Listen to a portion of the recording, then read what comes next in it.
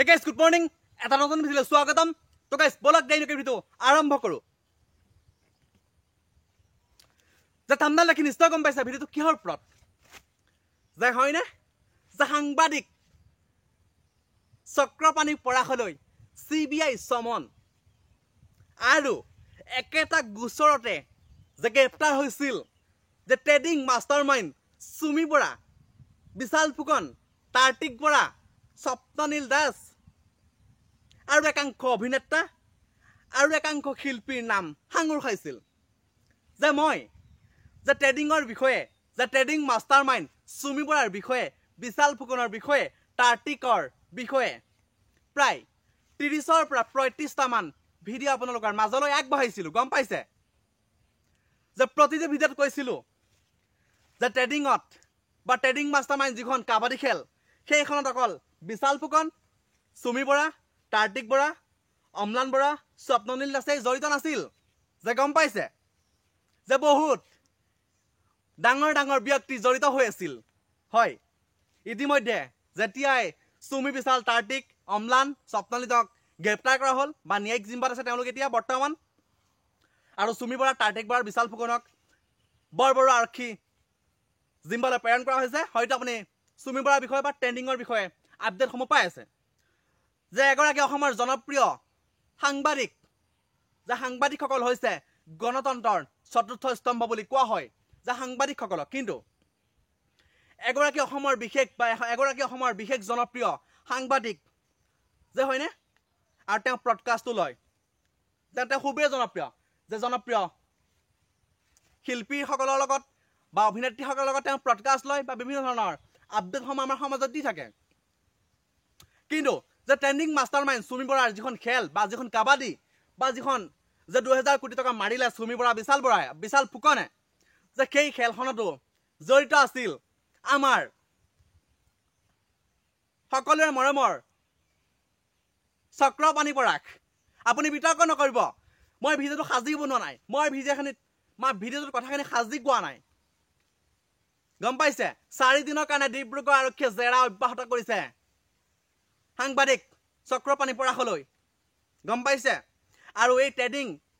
খেলখনত YBY trading share market, stock market যিখন খেলখন বা যিটো এই বৃহৎ বিত্তীয় কেলেংকাৰীত অকল সেই 4জনেই জড়িত নাই, আৰু বহুত ওলাব। গম পাইছে, আৰু বহুত ওলাব, কৈছো নহয়, আৰু বহুত জড়িত হৈ আছে এই ট্ৰেডিং খেলখনত। অকল বিশাল ফুকন, সুমি বৰা, কাৰ্তিক বৰা, অম্লান বৰা, স্বপ্ননীল দাস, অকল সিহঁতেই নহয় বা সেই ধ্ৰুৱ নক্ষত্ৰসকলেই নহয়, আৰু বহুত আছে। বুধ আছে, শুক্ৰ আছে, শনি আছে, মংগল আছে। কিন্তু চুৰ কৰিলে 2বাৰ ধৰা নপৰে, 3বাৰ ধৰা পৰিবই। সি লাগিলে এটকাই চুৰ কৰক, সি লাগিলে এবস্তাই চুৰ কৰক। গম পাইছে, চুৰ সদায় চুৰেই,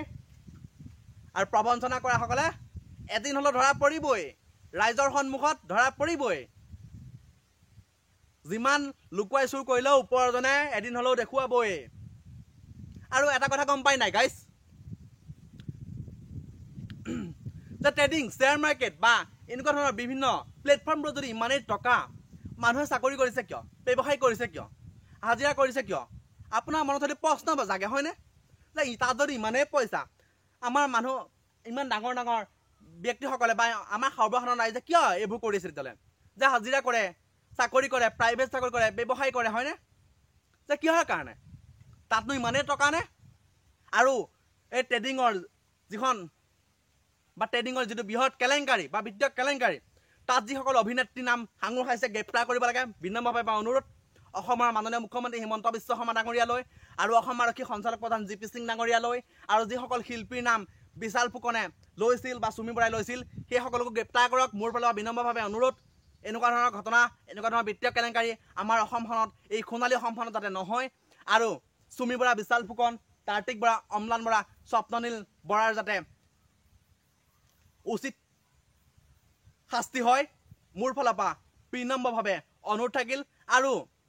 আৰু এচাম গ্ৰেপ্তাৰ হ'ব লাগে। গম পাইছেনে, একাংশ বা এনেকুৱা ধৰণৰ কিছুমান আজিকালি ল'ৰা বা যুৱতী আছে, হয়নে, যে এইটো এপ ডাউনলোড কৰিলে ইমান টকা পাবি, যে 600 টকা যদি দিয় তই মাহত ৬,০০০ টকা পাবি যে এনেকুৱা ধৰণৰ যি এখন খেল বা হোৱাটছএপত গ্ৰুপত দিয়ে আপোনাকো দিয়ে হয়নে বা আপোনাৰ সন্তানকো দিয়ে সেই সকলোকো যাতে গ্ৰেপ্তাৰ কৰে তাৰ বিষয়েও যাতে বা তাৰ বিৰুদ্ধেও যাতে উচিত ব্যৱস্থা গ্ৰহণ কৰক আৰু এনেকুৱা ধৰণৰ বা এই খেলখনত ট্ৰেডিং মাষ্টাৰমাইণ্ড চুমি বৰা বিশাল ফুকনৰ লগত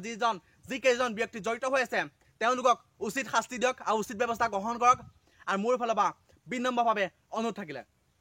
আৰু আপোনালোকে যদি মোৰ নয়ন পুষ্পা ব্লগ ইউটিউব চেনেলটোত ভিডিঅ'সমূহ প্ৰথমবাৰৰ বাবে চাই আছে চেনেলটো ছাবস্ক্ৰাইব কৰিব আৰু ভিডিঅ'টোত লাইক কমেণ্ট কৰিব আৰু শেষলৈকে ধুনীয়াকৈ অকণো স্কিপ নকৰাকৈ ধুনীয়াকৈ চাই থাকক আপুনি যদি জড়িতই নাই আপুনি যদি টকা মৰাই নাই তেনেহ'লে আপোনাক ডিব্ৰুগড় আৰক্ষীয়ে 4 দিনৰ কাৰণে কিয় জেৰা কৰিছে আপুনি কওকচোন যে আপুনি মহান আপুনি জ্যেষ্ঠ আপুনি জনপ্ৰিয় হয়নে এগৰাকী সাংবাদিক যে গণতন্ত্ৰৰ চতুৰ্থ স্তম্ভ হয়নে সাংবাদিকসকল কিন্তু আপুনি যদি জড়িতই নাই আপুনি যদি টকা মৰাই নাই কেনেকৈ আপোনাৰ নাম সাঙুৰ খালে যে কেনেকৈ আপোনাক ডিব্ৰুগড় আৰক্ষীয়ে 4 দিনৰ কাৰণে জেৰা কৰিলে আপুনি কওক আপুনি বিতৰ্ক নকৰিব যে আপোনালোকে বিতৰ্ক নকৰিব যে কিহৰ কাৰণে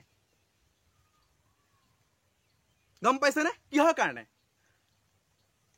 এক বৃহৎ প্ৰশ্ন অকল চুমি বৰাই বিশাল ফুকনে টকা মাৰিছিল নেকি YBR ট্ৰেডিঙৰ 2,000-3,000 কোটি টকা গম পাইছে যে চক্ৰপাণী পৰাশৰ এইটো বন্দাম বা এইটো ৰেকৰ্ড কেনেকৈ হ'ল আপুনি যদি জড়িতই নাই আপুনি যদি এইটো কাম কৰাই নাই আৰু এইটো কামত যদি আপুনি ঠগ প্ৰবঞ্চনা কৰাই নাছিল আমাৰ দুখীয়া শ্ৰেণীৰ ৰাইজক হয়নে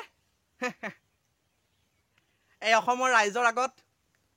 এই নিউজ চেনেলকেইটাত আপেলক কল বনাই আঙুৰক আপেল কঁঠাল বনাই লাভ নাই গম পাই লাভ নাই এদিন থকি দুদিন থকি লাভ নাই এদিন হ'লেও ধৰা পৰিবই চুৰ কৰি লাভ নাই দুদিন ধৰা নপৰি 3 দিনৰ ধৰা পৰিবই সেইজন ময়ে হওক সেইজন আপুনিয়ে হওক হয় নহয় কেনেকুৱা ভাবকচোন আমাৰ অসমখনত কি হৈ থাকে এই আন্দোলন এই প্ৰতিবাদ এই শাসক বিৰোধীৰ মাজত তীব্ৰ বাকযুদ্ধ অসম বিধানসভাত এই স্মাৰ্ট মিটাৰ আকৌ এই YBR ট্ৰেডিং খেলখন সেইকাৰণেতো আমাৰ অসমখন পিছ পৰি আছে ভাৰতবৰ্ষৰ গম পাইছে ভাৰতবৰ্ষৰ উন্নত ৰাজ্যৰ ভিতৰত অসম আছে বুলি কৈছিল এতিয়া দুখীয়া শ্ৰেণীৰ ৰাজ্যৰ ভিতৰত 5খন মণিপুৰ বিহাৰ অসম ঝাৰখণ্ড আৰু উৰিষ্যা অসম 3 নম্বৰত ভাবক তেতিয়াহ'লে অসম কেনেকৈ উন্নতি হ'ব বাদ বাকী একো নাই দিয়ক বিতৰ্ক নকৰিব ভিডিঅ'টো বনালোঁ আৰু সুমিত আৰ্টেক বিশাল বা YBR ট্ৰেডিং বা বিভিন্ন ধৰণৰ নতুন আপডেটসমূহ আপোনালোকৰ মাজলৈ সদায় ভিডিঅ'ৰ যোগেদি আনিবলৈ চেষ্টা কৰিম আৰু হাঁহি থাকক সুস্থ সুখী থাকক সদায় ময়ো থাকোঁ এনেকৈ আপোনালোক যিহেতু মোৰ পৰিয়াল আৰু দাড়ি চুলি কাটিলোঁ আৰু আজি হ'ল 30 অক্টোবৰ আৰু আপোনালোকে ভিডিঅ'টো সোনকালে পাব আৰু হয়তো এই ট্ৰেডিং খেলখনত যিসকল ব্যক্তি জড়িত হৈ আছে সোনকালে গ্ৰেপ্তাৰ হওক বা সোনকালে তেওঁলোকৰ ওপৰত ব্যৱস্থা গ্ৰহণ কৰিব লাগে চৰকাৰ আৰু প্ৰশাসনলৈ মোৰ ফালৰ পৰা বিনম্ৰভাৱে অনুৰোধ আৰু সাৰ্বজনীন দুৰ্গা পূজাৰ আন্তৰিক শুভেচ্ছা অভিনন্দন জনালোঁ সমগ্ৰ অসমবাসীলৈ আৰু হাঁহি থাকক সুস্থ সুখী থাকক হয়নে আৰু এটা কথা হাঁহিবলৈ নিজে শিকক কান্দিবলৈ এচাম স্বাৰ্থপৰ মানুহে শিকাই দিব